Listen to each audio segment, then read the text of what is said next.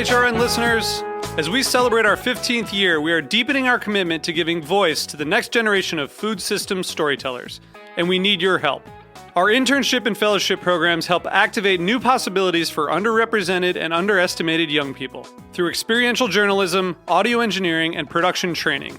Through these unique programs, HRN helps food equity stewards build essential workforce readiness skills that expand their potential and foster economic mobility. Please consider supporting these critical programs. And with a minimum donation, you can be entered to win a dinner for two at an amazing restaurant in one of 8 cities and tickets to a concert at a great venue in one of those cities. We have incredible partners across the country who have donated, as they also share our passion for helping to educate the next generation of food systems storytellers. Check out heritageradionetwork.org/15 to donate and enter to win today. That's heritageradionetwork.org/15 to donate and enter to win today.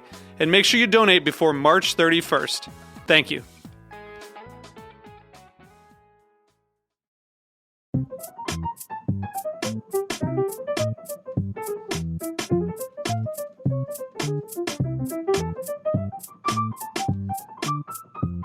Welcome to HRN Happy Hour. It's 5 o'clock somewhere, and somewhere is, for the last time, Charleston! This is our third special episode of HRN Happy Hour that's also on HRN on tour, because we're on tour at Charleston Wine and Food. This is the end of day 3. We did it. We're excited. We're a little tired, but we did it. But we have no. We got this. We were only at Folly Beach till about 2 a.m. last night, so we did it.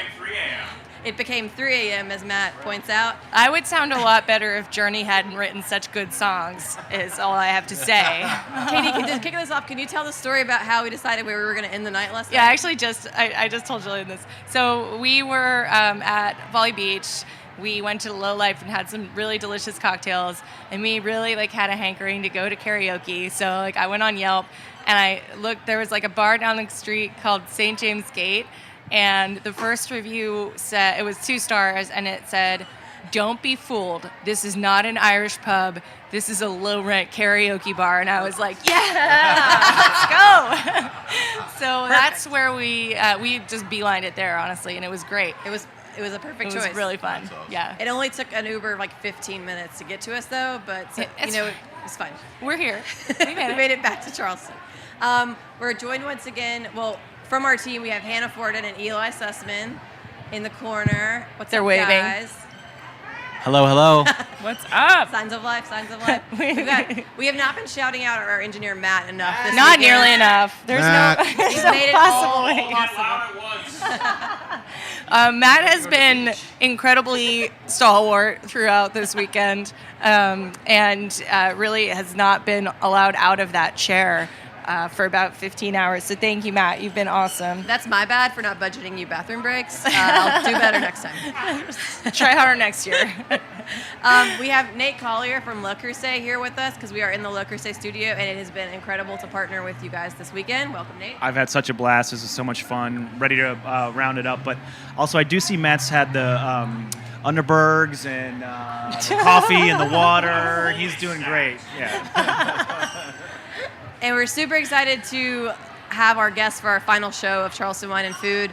First up, we have Steve Palmer, who is part of our 3 Timers Club. You've been on all 3 of the past years. Yeah. Welcome. Thanks for having me. We went to the Macintosh earlier this weekend, and it was fantastic. Thank you so much. Got a great team. Yes. Great team.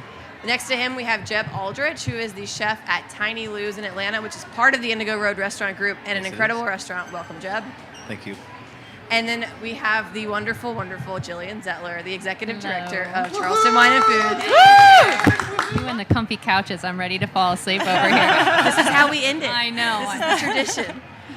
So we're super excited to talk about a lot of things. Let's kick it off by talking about, let's get the festival recap from Gillian. Big news was the Today Show was The Today here. Show was here. They came, they saw, they Al-Rokered. It was a really, really awesome experience. We had great weather. I think we had record attendance. But I just think people have genuinely been really happy, and it's just been a really joyful freaking weekend. It's been amazing. I can't ask you to pick a favorite event, because that just would not be fair, but what were the highlights? Any highlights? I just think I'm really proud of the diversity of the programming this year. You know, it was like a really well-rounded wellness component that was brought in. We did late night color bombing last night and a celebration of Indian flavors. And I love looking around at these events that sometimes I think even people in the beginning start to peg as like young folks events, millennial events. And there's people of all ages and all colors and all of that. And that was a huge goal of mine when I got here. And it's really cool to see such a tapestry of people at the festival. Eli, Hannah, you guys went to the Holy City Shakedown last night, the color bombing that Jillian's talking about. Do you guys want to give a little preview of, or like a recap of what that event was like? It was a lot of fun. It was a hot mess, though, getting home to the house we're staying in and trying to get all of the powder off of my body so that I wouldn't destroy lovely Julie, who we're staying with, sofa. But it was so fun. Yeah, it was amazing. There was really great cocktails which were very unique, things that I'd never had before, and I had some really interesting small bites as well that I think people forget. Well, I forget that when you come down to Charleston, it is not only about the traditional Southern food that people associate with the Southern United States. And so it was, as you just said, wonderful to see lots of different types of people repping Charleston and repping the South in their own very specific, unique way. Yeah, absolutely.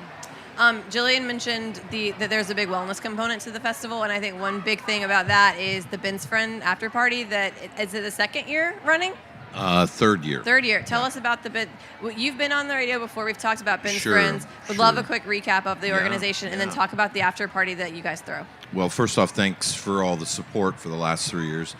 So Ben's Friends is a nonprofit that is specifically for the food industry, that it offers support, access for people that are struggling with substance abuse.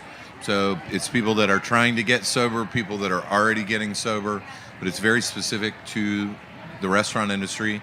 It's named in honor of Ben Murray, who was a chef that worked for us that committed suicide, sadly, while he was an employee.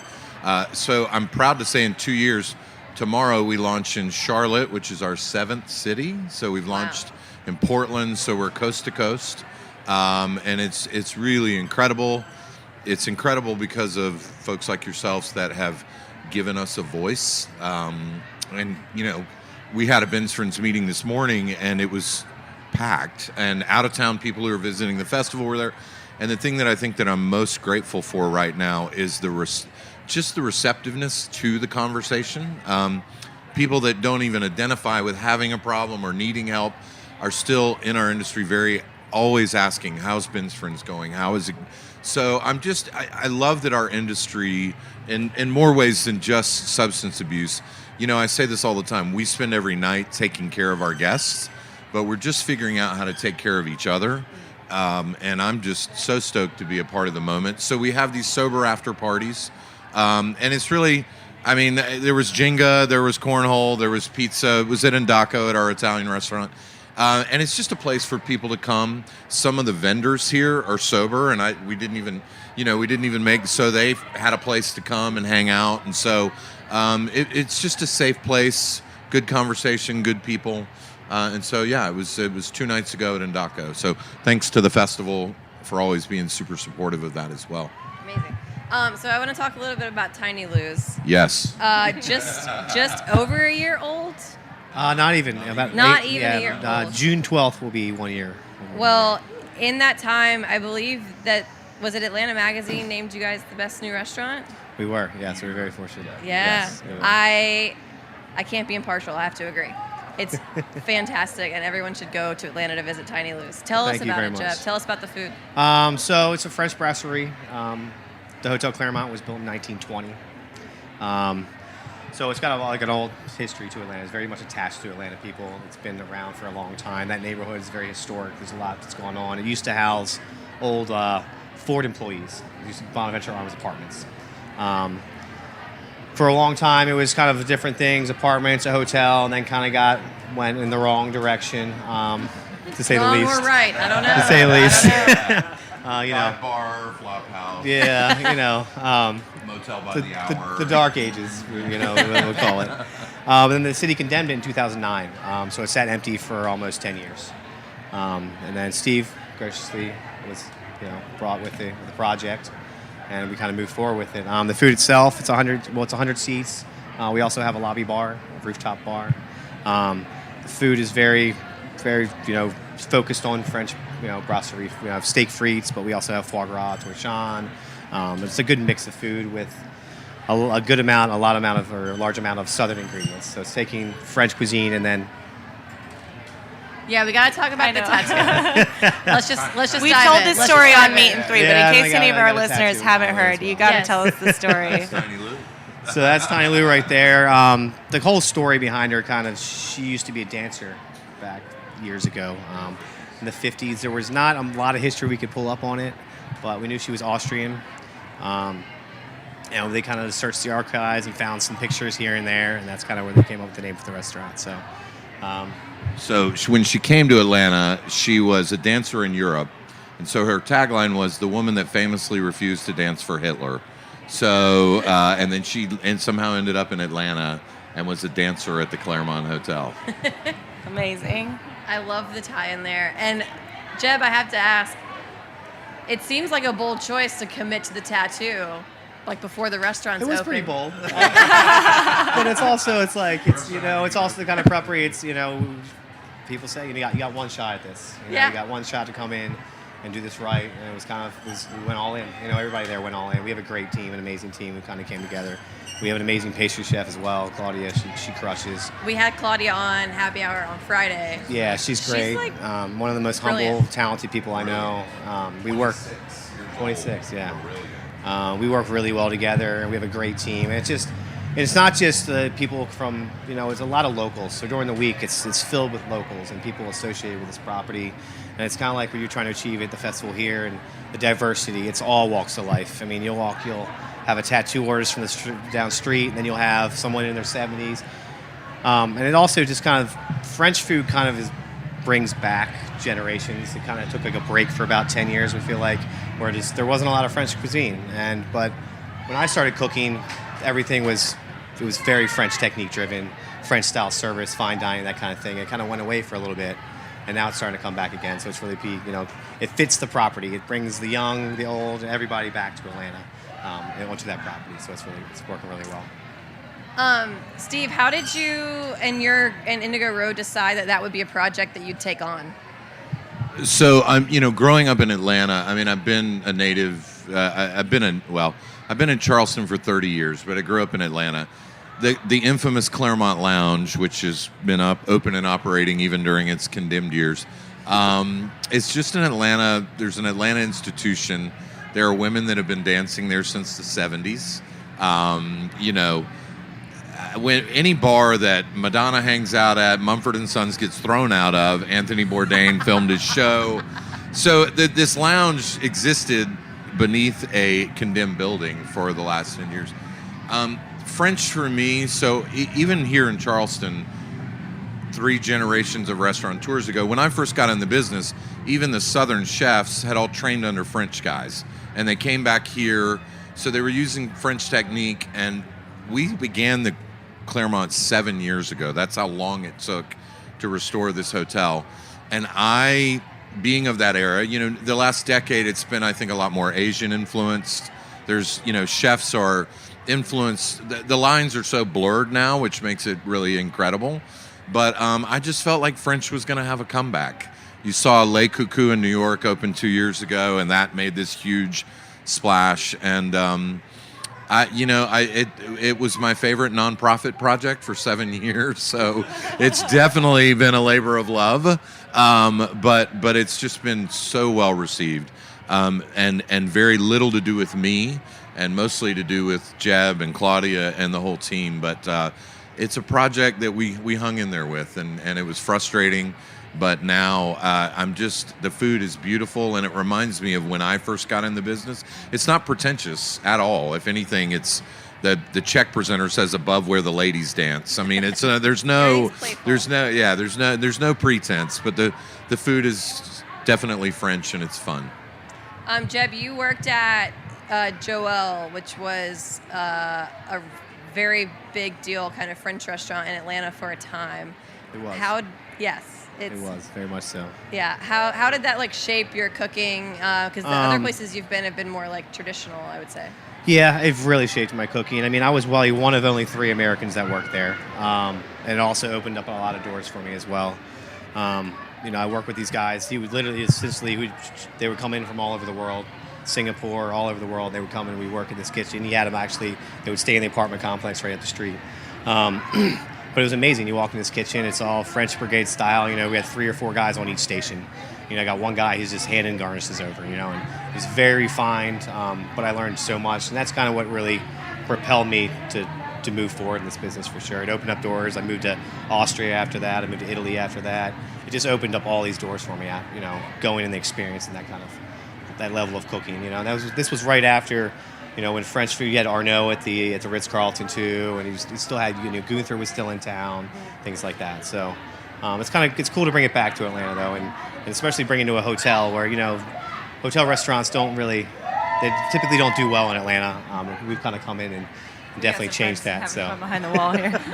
Some Woo girls to back up your answer there.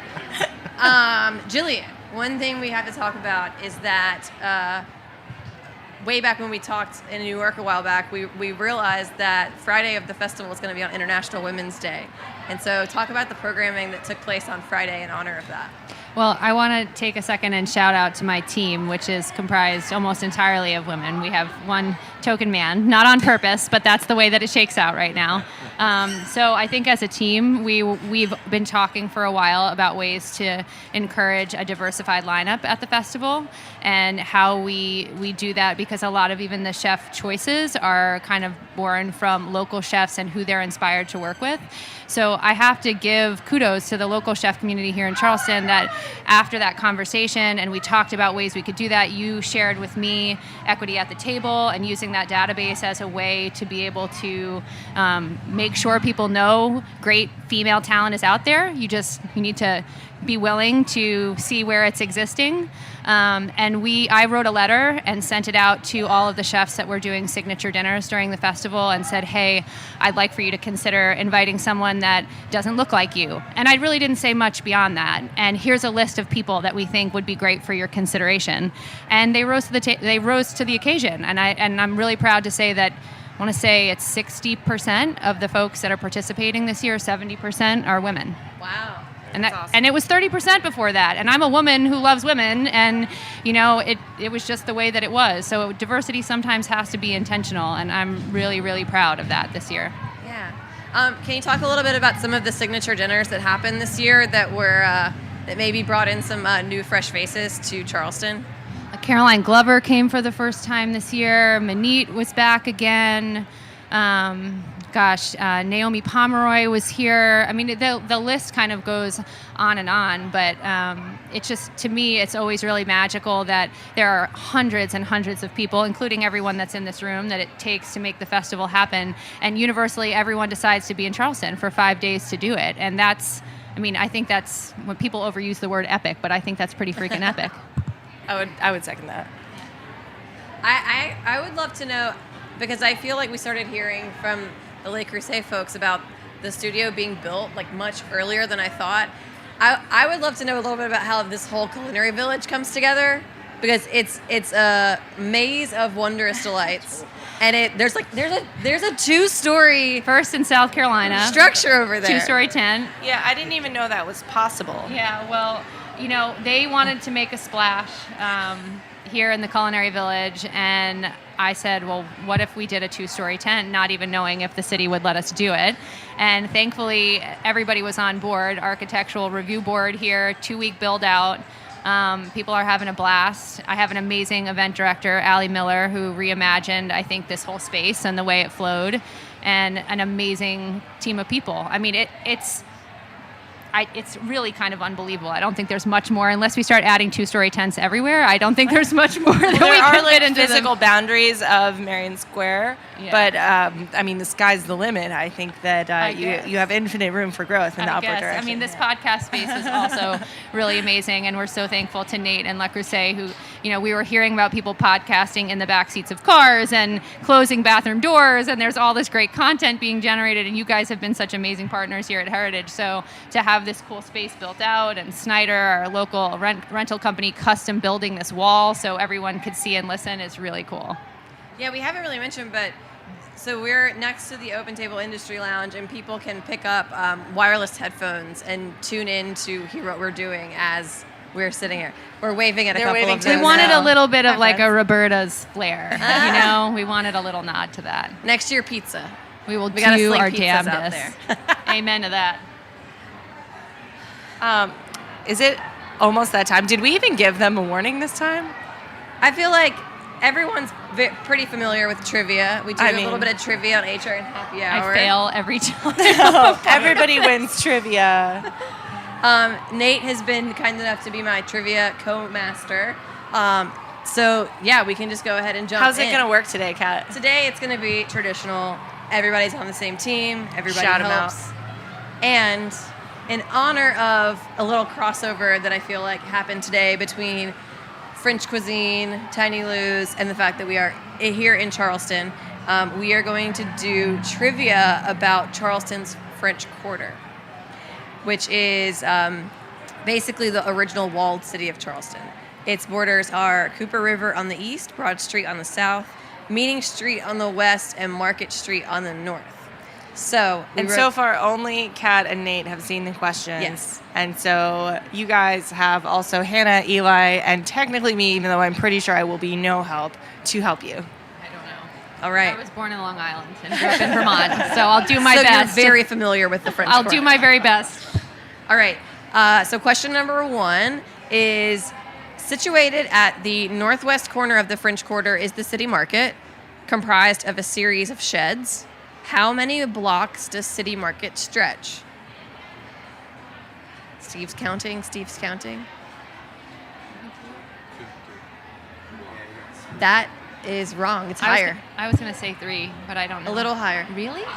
4 and a half. 4. East Bay. I'm thinking about the streets too. Is the parking lot stairs. We're doing the mental math. This is sad. I've lived They here. respectfully disagree with you. I'm the one that moved here in '89. I'm the one that should know. I also thought it was 3 as a local, so I did not know the Okay, answer to that good. question, so don't feel bad. She does her research on these questions, so get ready. It might be wrong. Runs to the left. Right. I'd respectfully, I don't know. I don't know. I drank a lot on Market Street in the '90s. I think I know those. I think I know those streets. I think it's 2 or 3.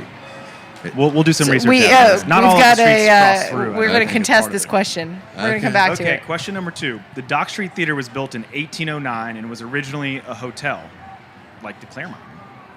At the time, it was on Dock Street, of course, but what royal-sounding street is it located on today? I'm going to... Dock Street Theater, royal-sounding street. It's got to be Prince or King. It's Prince. It's on Church Street. No? Not yet. Royal Nobody's got it yet. sounding? Royal-sounding name. Queen There you Street. go. Ding, Oh. ding, ding. Yeah. Jeb Aldrich, ladies and gentlemen, who went to culinary school here at Johnson & Wales in the 1990s. Nice work. And studied all the maps. Okay, question number 3. The second oldest home in Charleston is notable for its distinct color that symbolizes a historic link between Charleston and Bermuda. What color is it? Hannah wants to venture a guess. Is it yellow? It's not yellow. Oh. It's not the house. No, I it's thought. not teal. Yellow was going to be my guess. Sky now. blue. It's not sky blue. Pink. It's pink. Katie got it right. Or was that Katie or Jillian? I didn't say I said anything. pink. but- Jillian said pink. well done, Jillian. Oh, I guess yellow. So. Nice work. Nice and guess work. what it's named? The Pink House. Boom, boom. The French Quarter is bordered on the east by Waterfront Park. What fruit sits atop its signature fountain? Pineapple. Pineapple, yeah. Softball. Gillian Zettler, ladies and gentlemen. Nice work. Yeah. That was the lightning setting the bar round. low, yeah. All right, last question. You guys are doing a very good job. The Pirate House was built in 1740 as a home for a French merchant named Alexander Perrineau. What apropos symbol of the sea adorns its facade? An anchor. That's correct. Nice Boom. work. Wow, just like that. You Steve guys Palmer won did a trivia. Group effort. Cool. I think Congratulations. I think we have some prizes. We Is do there have Lake? some prizes. Is there Lake Crusade coming to my house? Or Absolutely. As much as you want. We'll put some Le Creuset in our Heritage Radio Network tote bag, and you'll be ready to go. That's it.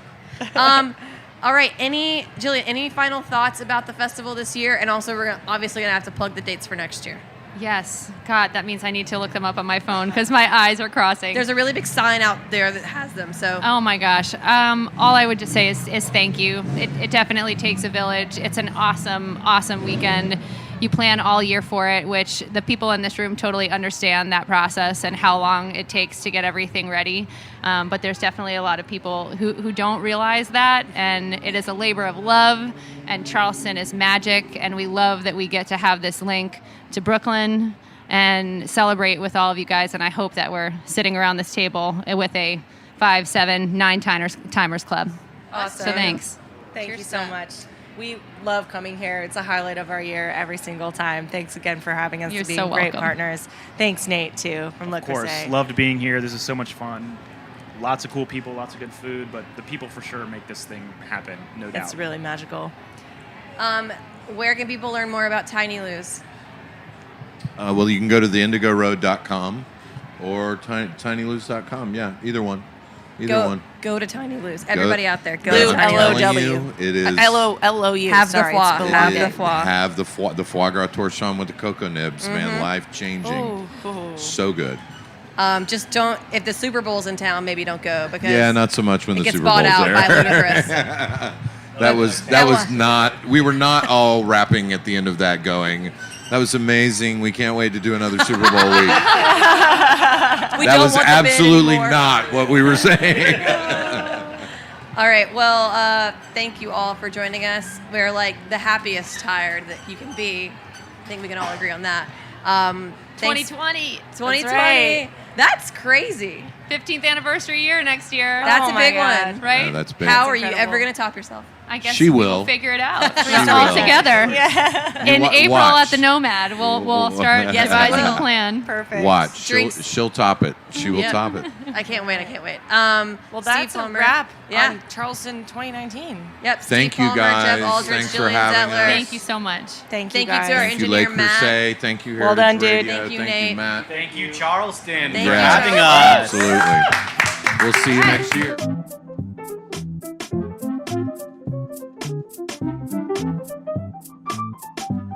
Thanks for listening to Heritage Radio Network, food radio supported by you. For our freshest content and to hear about exclusive events, subscribe to our newsletter. Enter your email at the bottom of our website, heritageradionetwork.org.